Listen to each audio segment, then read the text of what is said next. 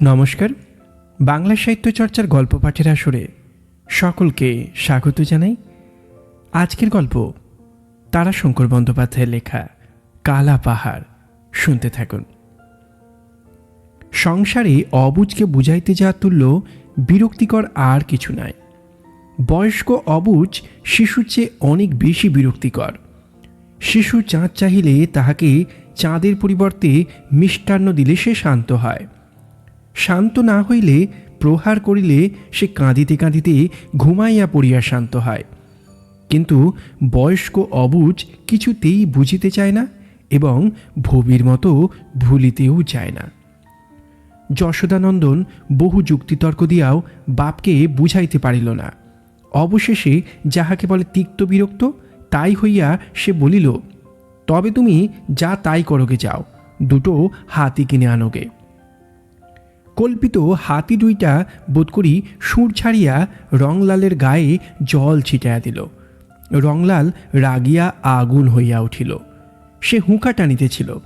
কথাটা শুনিয়া কয়েক মুহূর্ত ছেলের মুখের দিকে চাহিয়াছিল।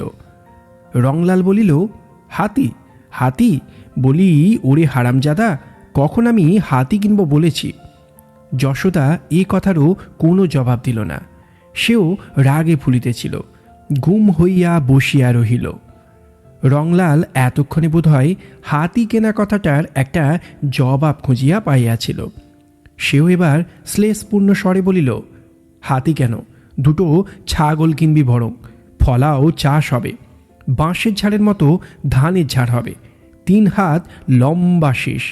4-7 ছেলে নেকাপড়া শিখলে এমনই মুখ্যু হয় কিনা? বলি, হ্যাঁ রে মুখ্যু, ভালো গরু না হলে চাষ হয়? লাঙ্গল মাটিতে ঢুকবে 1 হাত করে, 1 হেঁটো মাটি হবে গদগদে মোলাম ময়দার মতো, তবে তো ধান হবে, ফসল হবে। রংলাল ধরিয়াছে এবার সে গরু কিনিবে।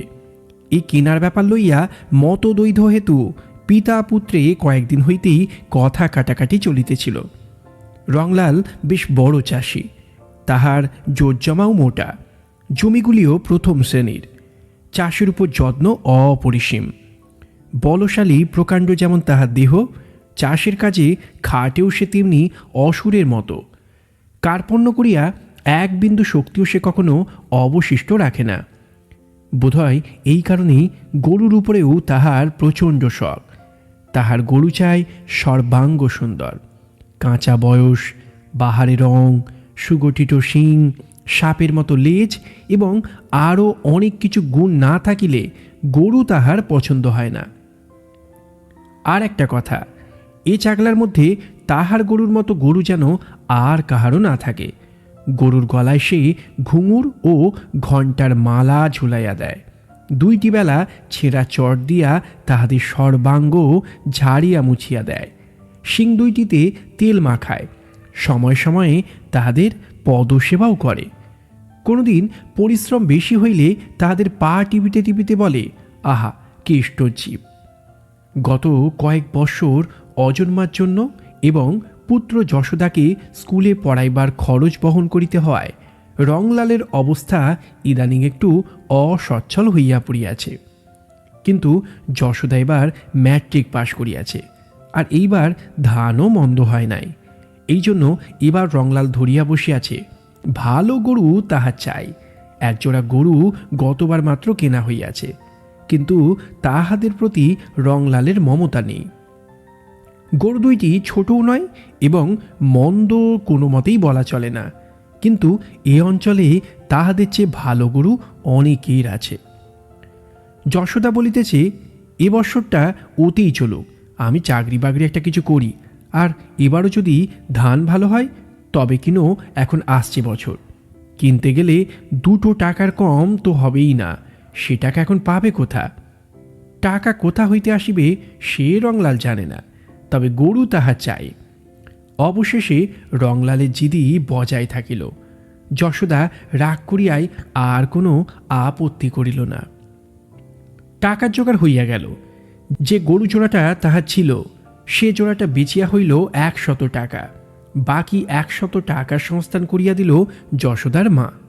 সে রংলালকে গোপনে বলিল, ওর সঙ্গে ঝগড়া করে কি হবে?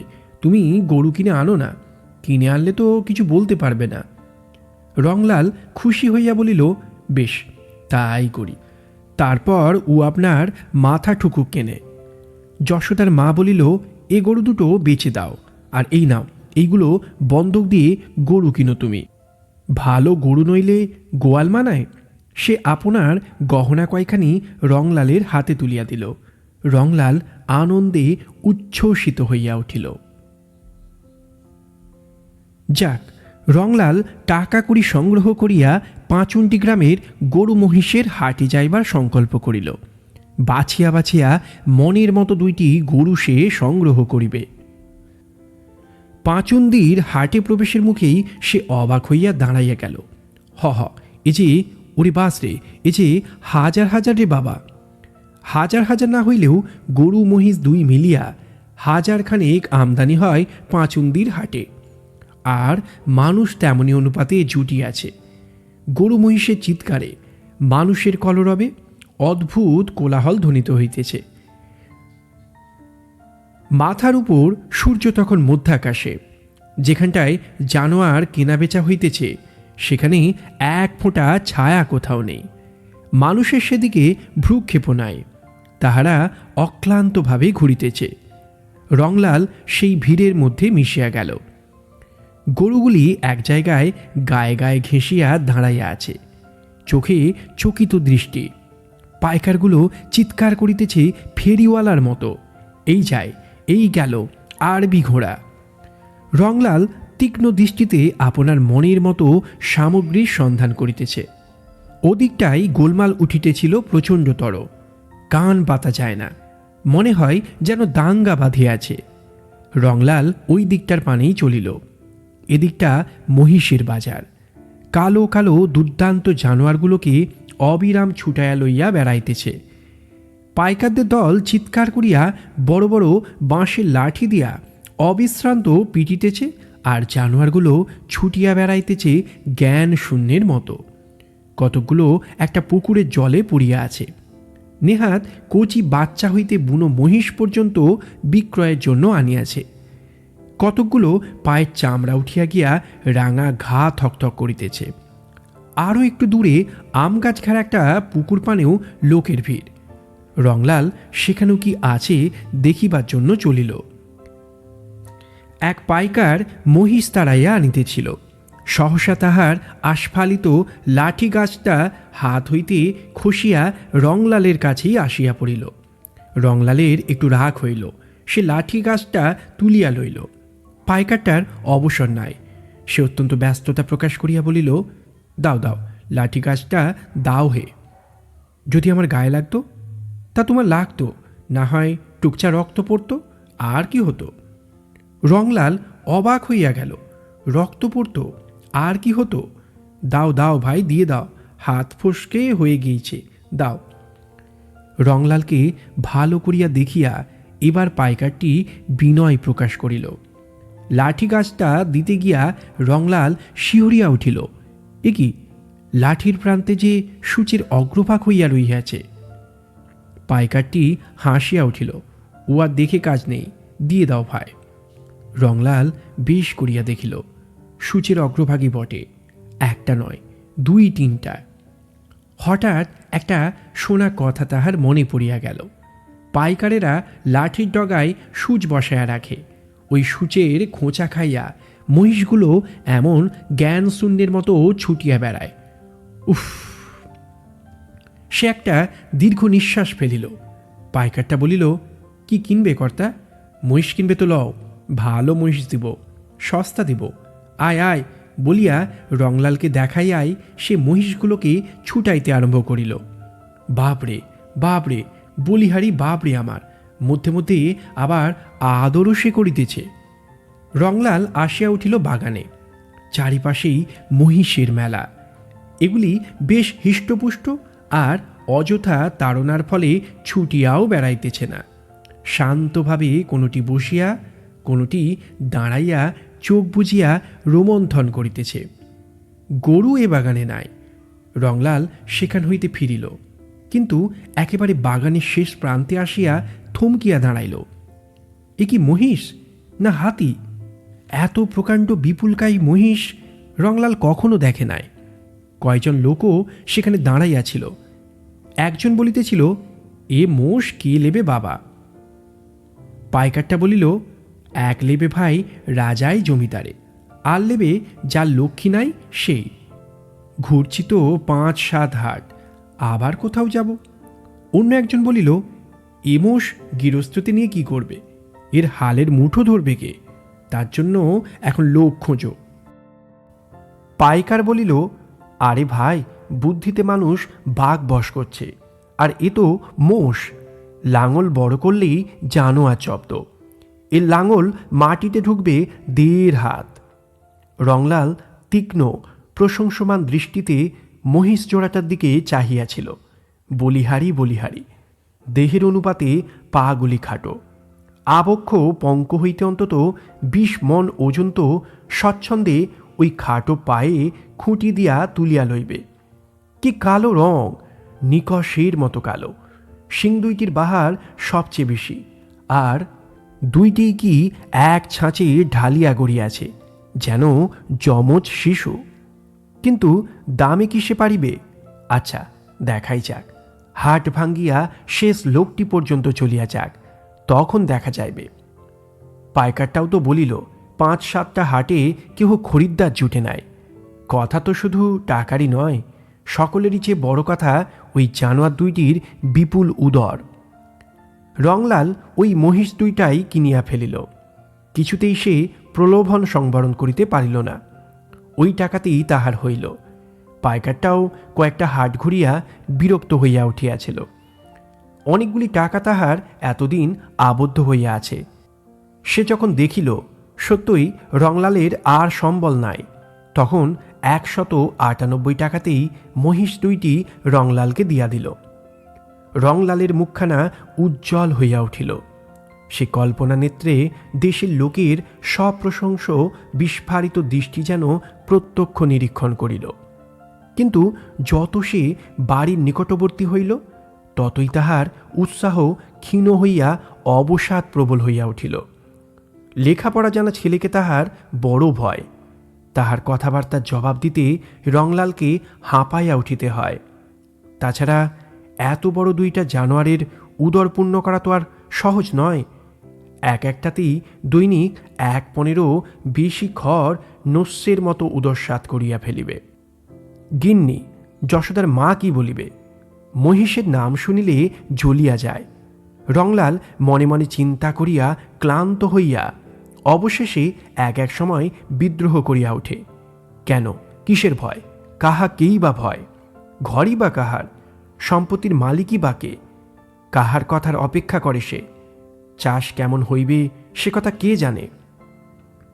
রংলালের মনে হইল মাটির নিচে ঘুমন্ত লক্ষ্মী যেন ঘুম ভাঙ্গিতেছে। মাটির নিরন্ধ্র আস্তরণ লাঙ্গলের টানে চৌচির করিয়া দিলেই মা ঝাঁপিখানি কাঁখে করিয়া পৃথিবী আলো করিয়া আসন পাতিয়া বসিবেন। 1 হাঁটু দলদলে কাদা, কেমন সোঁদা সোঁদা গন্ধ। ধানের চারা 3 দিনে 3 মূর্তি ধরিয়া বাড়িয়া উঠিবে। কিন্তু এ ভাবটুকুও তাহার স্থায়ী হয় না। সে আবার ছেলে ও স্ত্রীর মুখ মনে করিয়া স্তিমিত হইয়া পড়ে। মনে মনে সে তাহাদের তুষ্টি সাধনের জন্য তোষামোদ বাক্য রচনা আরম্ভ করিল। বাড়িতে আসিয়ায় সে যশোদাকে হাসিতে হাসিতে বলিল, হাতি 1 জোড়া কিনলাম, তোর কথাই থাকল। যশোদা মনে করিল বাবা বোধহয় প্রকাণ্ড উঁচু 1 জোড়া বলদ কিনিয়াছে। সে বলিল, বেশি বড় গরু ভালো নয় বাপু, বেশ শক্ত গিট গিট গড়ন হবে, উঁচুতে খুব বড় না হয় সেই তো ভালো। এক মুখ হাসিয়া রংলাল বলিল, গরুই কিনি নাই আমি, মোষ কিনিলাম। যশোদা সবিস্ময়ে বলিল, মোষ? হ্যাঁ। যশোদার মাও বলিল, মোষ কিনলে তুমি? হ্যাঁ। আর এমন করে হেসো না বাবু তুমি, আমার গা জ্বলে যাচ্ছে। যশোদার মা ঝংকার দিয়া উঠিল, আহা, আগে তাই চোখেই একবার দেখো, দেখেই যা হয় বলো। লাও লাও, জলের ঘটি লাও, হলুদ লাও, চলো দুগ্গা বলে ঢুকাও তো।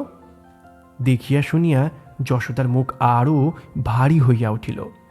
সে বলিল, নাও এইবার চালে খড় কগাছা টেনে নিয়ে দিও শেষে। ও কি সোজা পেট? এক একটির কুম্ভকর্ণের মতো খোরাক চায়, যুগীয় কোথা হইতে যোগাইবে।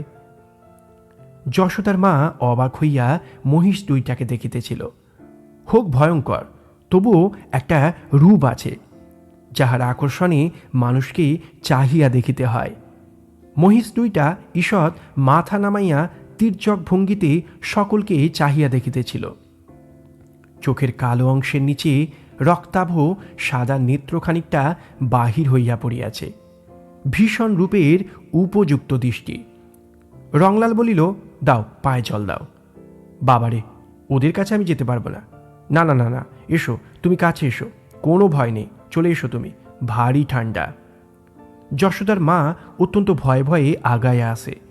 মহিষ দুইটি ফোঁস করিয়া নিঃশ্বাস ফেলিয়া কিছু বোধ করি বলিতে চাহে। রংলাল বলিল, এই খবরদার, মা হয় তোদের, ফ্যান দেবে, ভাত দেবে, ভুসি দেবে, বাড়ির গিন্নি, চিনে রাখ। তবুও যশোদার মা সরিয়া আসিয়া বলিল, না বাবু, এই তেল সিঁদুর তুমি দিয়ে দাও, ও আমি পারবো না, যে কালা পাহাড়ের মতো চেহারা। রংলাল বলিয়া উঠিল, বেশ বলেছ, একটা নাম থাকুক কালা পাহাড়। এইটা এইটা বেশি মোটা, এইটাই হলো কালা পাহাড়। আর এইটার কি নাম বলো দেখি। একটু চিন্তা করিয়াই সে আবার বলিল, আর এইটার নাম কুম্ভকর্ণ। যশোদা বলেছে, বেশ বলেছে। যশোদার মাও খুশি হইয়া উঠিল, কিন্তু যশোদা খুশি হইল না। রংলাল বিরক্ত হইয়া বলিল, গোমরা মুখ আমি দেখতে লারি, সে গুরুই হোক আর গোঁসাই হোক।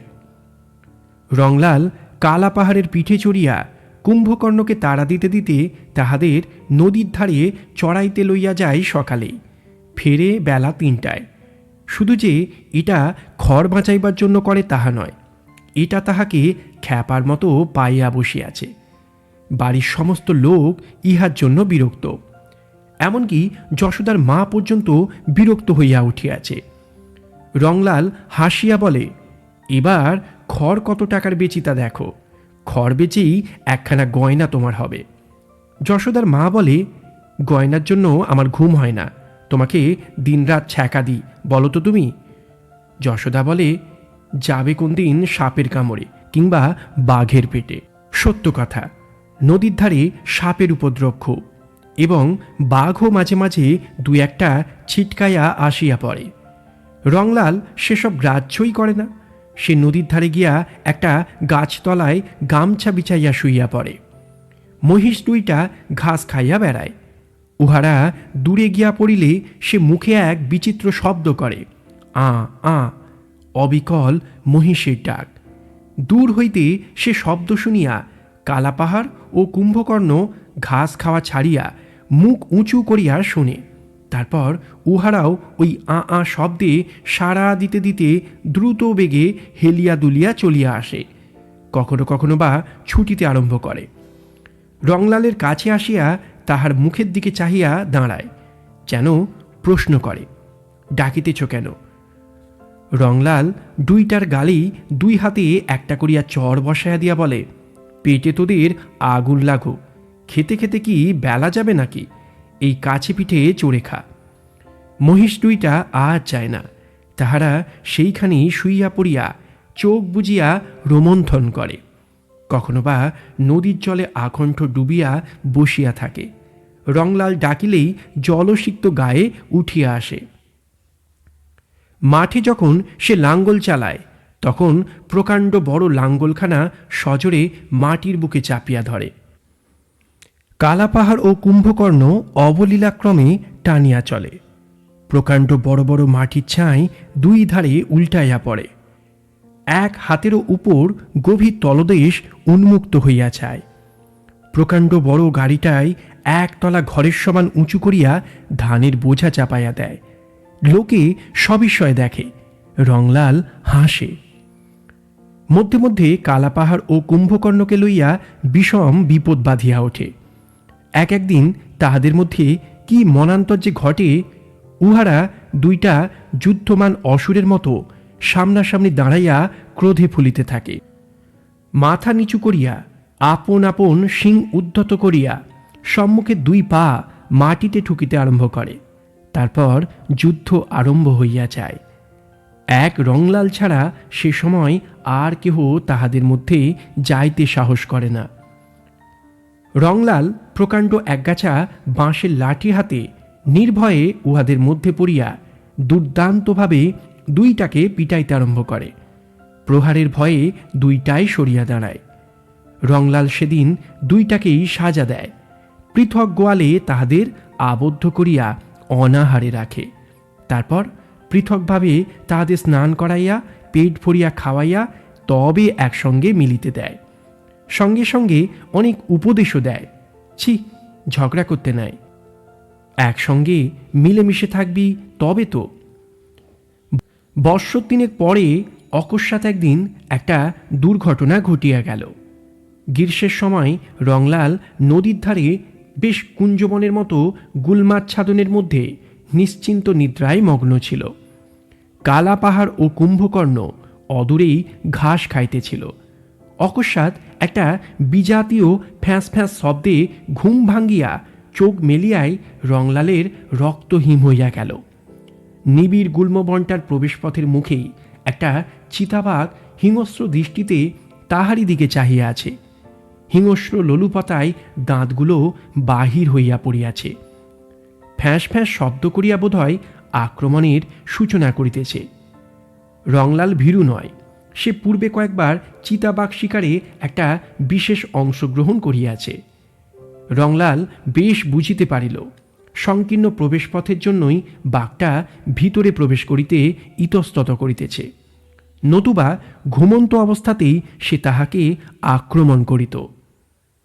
সে দ্রুত হামাগুড়ি দিয়া বিপরীত দিকে পিছাইয়া গিয়া কুঞ্জবনটার মধ্যস্থলে প্রকাণ্ড গাছটাকে আড়াল করিয়া ডাকিতে আরম্ভ করিল, আ আ আ। বাঘটা চকিত হইয়া কুঞ্জবনটার মুখ হইতে সরিয়া আসিয়া চারিদিকে চকিত দৃষ্টি নিক্ষেপ করিয়া দেখিল উহার দিকে অগ্রসর হইয়া আসিতেছে কালাপাহাড় ও কুম্ভকর্ণ। সেও দন্ত বিস্তার করিয়া গর্জন করিতে আরম্ভ করিল। রংলাল দেখিল কালাপাহাড় ও কুম্ভকর্ণের সে এক অদ্ভুত মূর্তি। তাহাদের এমন ভীষণ রূপ সে কখনো দেখে নাই। তাহারা ক্রমশ পরস্পরের নিকট হইতে সরিয়া বিপরীত দিকে চলিতেছে। কয়েক মুহূর্তের মধ্যেই দেখা গেল বাঘটার দিকে কালাপাহাড়, অন্যদিকে কুম্ভকর্ণ। মধ্যে বাঘটা চঞ্চল হইয়া উঠিয়াছে। সে নিজের বিপদ বুঝিতে পারিয়াছে। বাঘটা ছোট, তবুও সে বাঘ। সে বোধহয় অসহিষ্ণু হইয়াই অকস্মাৎ একটা লাফ দিয়া কুম্ভকর্ণের উপর পড়িল। পরমুহূর্তেই কালাপাহাড় তাহার উদ্যত শিং লইয়া তাহাকে আক্রমণ করিল। কালাপাহাড়ের শিঙ্গাঘাতে বাঘটা কুম্ভকর্ণের পিঠ হইতে ছিটকাইয়া দূরে পড়িয়া গেল। আহত কুম্ভকর্ণ উন্মত্তের মতো বাঘটার উপর নত মস্তকে উদ্যত শৃঙ্গ লইয়া ঝাঁপাইয়া পড়িল। কুম্ভকর্ণের শিং 2টা ছিল অত্যন্ত তীক্ষ্ণ এবং অপেক্ষাকৃত সোজা। একটা শিং বাঘটার তলপেটে সোজা ঢুকিয়া গিয়া বাঘটাকে যেন গাঁথিয়া ফেলিল। মরণ যন্ত্রণাকাতর বাঘটাও নিদারুণ আক্রোশে তাহার ঘাড়টা কামড়াইয়া ধরিল। ওদিকে কালাপাহাড় আসিয়া বাঘটার উপর শৃঙ্গাঘাত আরম্ভ করিল। রংলাল তখন বাহির হইয়া আসিয়াছে। সেও দারুণ উত্তেজনায় জ্ঞান শূন্যের মতো চালাইতে আরম্ভ করিল তাহার বাঁশের লাঠি। কিছুক্ষণের মধ্যেই যুদ্ধমান 2টা জন্তুই মাটিতে গড়াইয়া পড়িল। বাঘটার প্রাণ তখনও থাকিলেও অত্যন্ত ক্ষীণ শরীরে শুধু 2-1টা অতি ক্ষীণ আক্ষেপ মাত্র স্পন্দিত হইতেছিল। কুম্ভকর্ণ পড়িয়া শুধু হাঁপাইতেছিল। তাহার দৃষ্টি রংলালের দিকে। চোখ হইতে দরদর ধারে জল গড়াইতেছিল। রংলাল বালকের মতো কাঁদিতে আরম্ভ করিল। বিপদ হইল কালা পাহাড়কে লইয়া। সে অবিরাম আ আ করিয়া চিৎকার করে আর কাঁদে। রংলাল বলিল, জোর নইলে থাকতে পারছে না, জোর একটা এই হাটেই কিনতে হবে। পর হাটেই সে অনেক দেখিয়া চড়া দামে কালাপাহাড়ের জোর কিনিয়া ফেলিল। টাকা লাগিল অনেক, একটারই দাম 150 টাকা। কিন্তু তবুও কালাপাহাড়ের যোগ্য সাথী হইল না। তবে এটার বয়স এখনো কাঁচা, এখনো বাড়িবে। ভবিষ্যতে 2-1 বৎসরের মধ্যেই কালাপাহাড়ের সমকক্ষ হইবে বলিয়াই মনে হয়। এই তো সবে 4খানি দাঁত উঠিয়াছে। কালাপাহাড় কিন্তু তাহাকে দেখিবা মাত্র ক্রুদ্ধ হইয়া উঠিল। সে শিং বাঁকাইয়া পা দিয়া মাটি খুঁড়িতে আরম্ভ করিল। রংলাল তাড়াতাড়ি কালাপাহাড়কে শিকলে আবদ্ধ করিয়া দূরে বাঁধিয়া বলিল, পছন্দ হচ্ছে না বুঝি ওকে? না, ও সব হবে না, মারলে হাড় ভেঙে দেবো তোমার তাহলে। হ্যাঁ। নতুনটাকেও বাঁধিয়া জাপ দিয়া সে বাড়ির ভিতর আসিয়া স্ত্রীকে বলিল, কালাপাহাড় তো খেপে উঠেছে একে দেখে, সে রাগ কত। যশোদার মাকে বলিল, আহা বাপু, কুম্ভকর্ণকে বেচারা ভুলতে লাড়ছে, কতদিনের ভাব। কথাটা বলিয়াই সে স্ত্রীর দিকে চাহিয়া ফিক করিয়া হাসিয়া বলিল, যেমন তোমাতে আমাতে। মরণ তোমার, কথা ছিঁড়ি দেখো কেনে, ওরা হলো বন্ধু। তা বটে। রংলাল পরাজয় মানিয়াও পুলকিত না হইয়া পারিল না। তারপর বলিল, ওঠো ওঠো, জল তেল সিঁদুর হলো নিয়ে চলো। ঠিক এই সময়ে বাড়ির রাখালটা ছুটিয়া আসিয়া বলিল, ওগো মোড়ল মশাই, শিগগির এসো গো, কালাপাহাড় নতুনটাকে মেরে ফেলালে। সে কিরে, শেকল দিয়ে বেঁধে এলাম যে।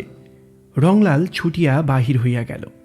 রাখালটাও পিছনে পিছনে আসিতে আসিতে বলিল, গোঁজ উবড়ে ফেলাচ্ছে মশাই, আর যা গোঙাচ্ছে এতক্ষণ হয়তো মেরেই ফেলালে।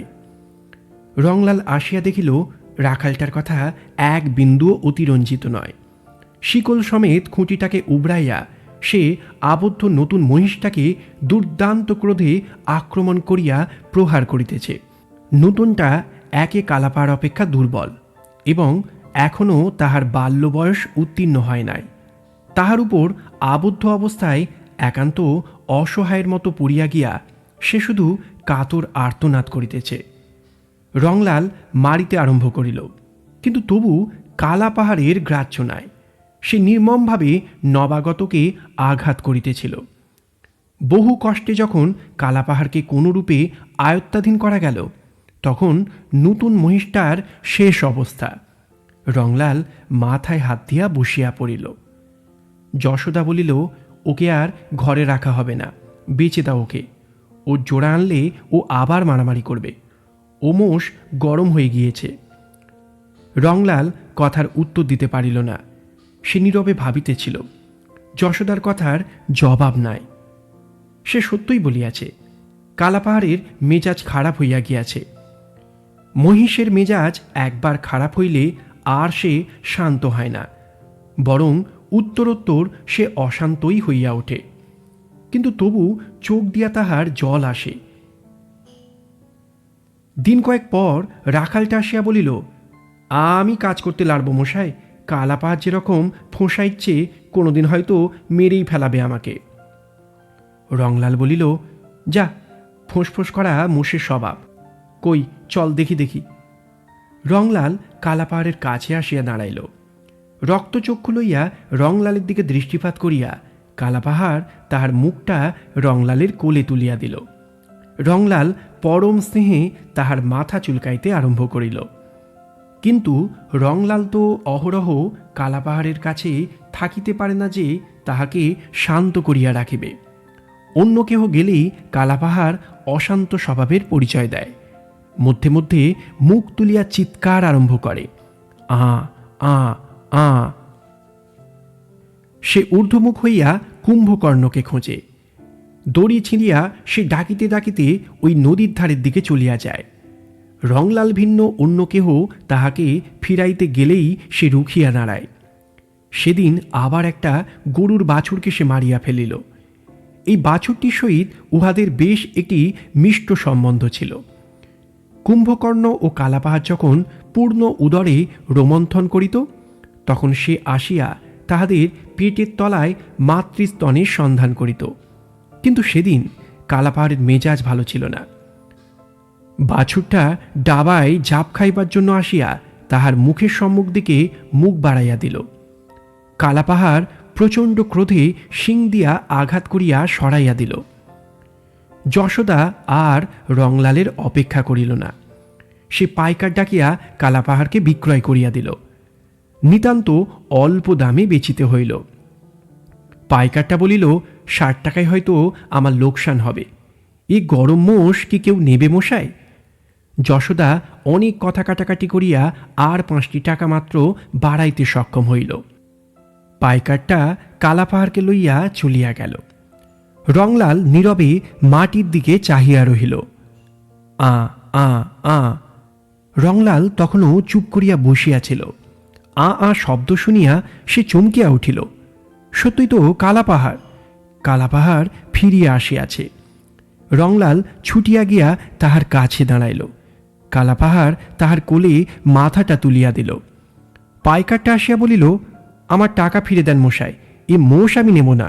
বাবরে বাবরে, আমায় জানে মেরে ফেলতো মশাই। জানা গেল খানিকটা পথ কালাপাহাড় বেশ গিয়াছিল, কিন্তু তাহার পরেই সে এমন খুঁট লইয়া দাঁড়াইল যে কাহার সাধ্য উহাকে এক পা নড়ায়। পাইকারটা বলিল, লাঠি যদি তুললাম মশাই, ওরে বাবরে, সে কি ও চাওনি রে? তারপর এমন তারা আমাকে দিলেক, আমি আক্রোশ ছুটে পালাই, তবে রক্ষে। তখন ও আপনার ফিরল, একেবারে ঊর্ধ্বশ্বাসে ছুটে এলো, আমার টাকা ফিরে দেন মশাই। সে আপনার টাকা ফিরাইয়া লইয়া গেল। যশোদা বলিল, এক কাজ করো তবে, হাটে যাও বরং। রংলাল বলিল, আমি পারব না। আর কে নিয়ে যেতে পারবে তুমি না গেলে? অগত্যা রংলালই লইয়া গেল। পথে সে অনেক কাঁদিল। এই হাট হইতেই কালাপাহাড়কে সে কিনিয়াছিল, কিন্তু ফিরিল সে হাসিতে হাসিতে। কালাপাহাড়কে কেহ কেনে নাই। ওই পাইকারটা সেখানে এমন দুর্নাম রটাইয়াছে যে কেহ তাহার কাজ দিয়াও আসে নাই। যশোদা বলিল, তবে শহরের হাটে যাও, এদিককার পাইকার ও হাটে বড় যায় না, রংলালকে যাইতে হয়। যশোদা লেখাপড়া জানা রোজগেরে ছেলে, সে এখন বড় হইয়াছে, তাহাকে লঙ্ঘন রংলাল করিতে পারে না। তার কালাপাহাড়কে রাখিবার কথা সে যে জোর করিয়া বলিতেও পারে না। অনেক ক্ষতি যে হইয়া গেল। মহিষটার দাম 150 টাকা, তারপর গোহত্যার জন্য প্রায়শ্চিত্তের খরচ 7-8 টাকা। এই 1 মাস চাষ বন্ধ হইয়া আছে, সে ক্ষতির মূল্য হিসাব নিকাশের বাইরে। হাটে একজন পাইকার কালাপাহাড়কে দেখিয়া অত্যন্ত আগ্রহ প্রকাশ করিয়া কিনিল। এক বড় জমিদারের এমনই মহিষের বরাত আছে, দামও সে ভালোই দিল, 105 টাকা। রংলাল বলিল, এই দেখো ভাই, মোষটা আমার ভারী গা ঘেঁষা, এখন এইখানে যেমন বাঁধা আছে থাক, আমি চলে যাই, তারপর তোমরা নিয়ে যেও, নইলে হয়তো চেঁচাবে, দুষ্টুমি করবে। তাহার চোখ দিয়া জল পড়িতেছিল। পাইকারটা হাসিয়া বলিল, তা বেশ, থাকুক এইখানে, তুমি যাও। রংলাল তাড়াতাড়ি পা চালাইয়া একেবারে শহরের স্টেশনে ট্রেনে চাপিয়া বসিল। হাঁটিয়া ফিরিবার মতো শক্তি তাহার ছিল না। কিছুক্ষণ পরই পাইকার কালাপাহাড়ের দড়ি ধরিয়া টান দিল। কালাপাহাড় তাহার দিকে চাহিয়া চকিত হইয়া চারিদিকে চাহিতে চাহিতে ডাকিল, আ আ আ। সে রংলালকে খুঁজিতেছিল, কিন্তু কই, সে কই? পাইকারটা লাঠি দিয়া মৃদু আঘাত করিয়া তাড়া দিল, চল চল। কালাপাহাড় আবার ডাকিল, আ আ আ। সে খুঁটি পাতিয়া দাঁড়াইল, যাইবে না। পাইকারটা আবার তাহাকে আঘাত করিল। কালাপাহাড় পাগলের মতো চারিদিকে রংলালকে খুঁজিতেছিল, কই, সে কই? নাই, সে তো নাই। কালাপাহাড় দুর্দান্ত টানে পাইকারের হাত হইতে আপন গলার দড়ি ছিনাইয়া লইয়া ছুটিল।